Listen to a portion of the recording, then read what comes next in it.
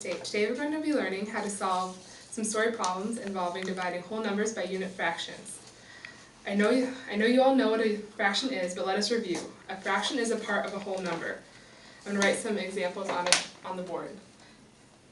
You can have a half, you can have 3/4, or you can have 2/3. Those are some examples of fractions.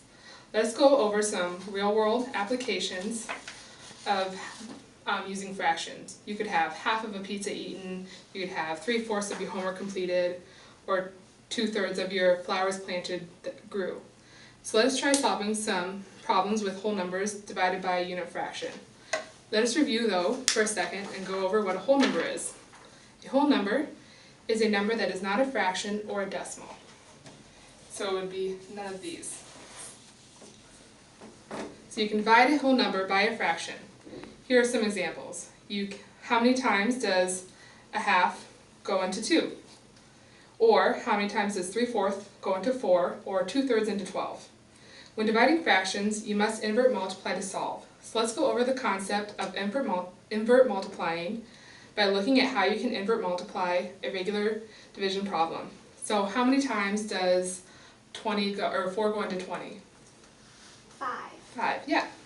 So go ahead and put it on the board. So you take 20 divided by 4 equals 5.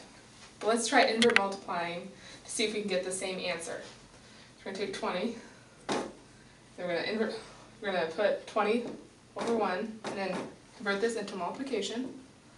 And then we're going to flip the 4, because that's the invert portion of the title, so it's going to become 1/4, because you flipped it, just turned it over. So then now we get,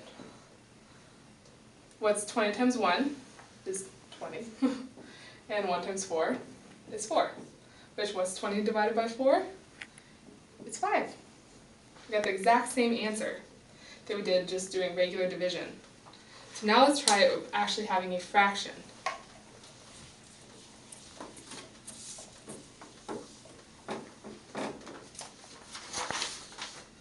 So we're going to do 1 divided by a half. Does anyone know off the top of their head how many times does a half go into 1?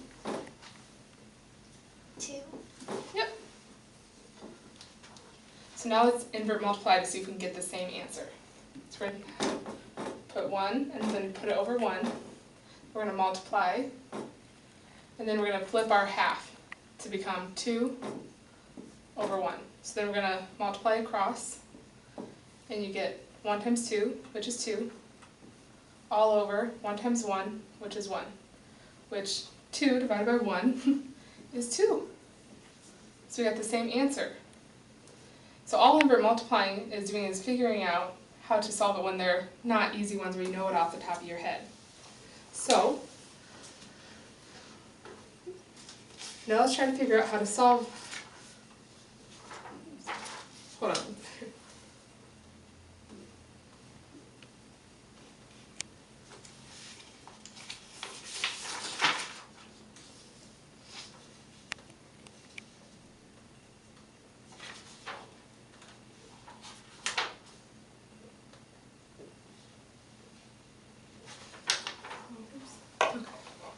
Now let's try some other problems.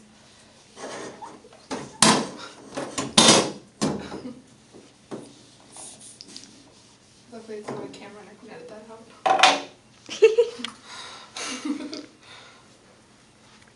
Okay, so now we're going to figure out how to solve some of these dividing whole number by unit fraction problems. So let's start with 2 divided by a half. So first, we're going to write down the 2, but then we're going to put it over 1, so that way it's a fraction. And then we're going to have to make this multiplication, and then we're going to have to flip our 1/2 to invert it, and that becomes 2 over 1. So 2 times 2 is 4, and then 1 times 1 is 1, and what's 4 divided by 1 is 4. And now let's do another problem.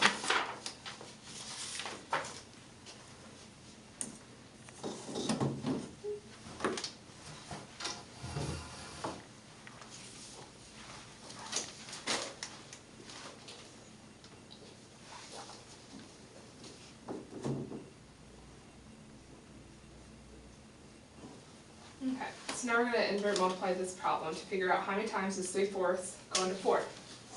So we're going to make our 4 a fraction by putting it over 1, and then we're going to change it to multiplication, and then we're going to flip our 3/4. And that ends up being 4/3. And then we just multiply across. So 4 times 4 is 16, and then 1 times 3 is 3.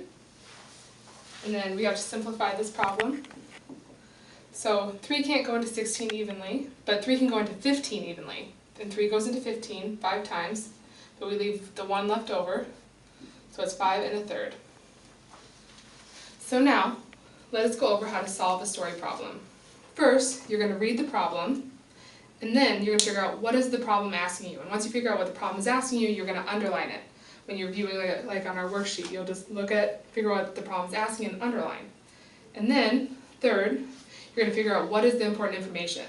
Whatever numbers are involved in the story problem, and go ahead and draw a box around it so you know that those are the important facts for the story problem. Then fourth, you're going to figure out an equation to help solve the problem. And then lastly, you get to solve. So we can apply what we just learned to some real life situations.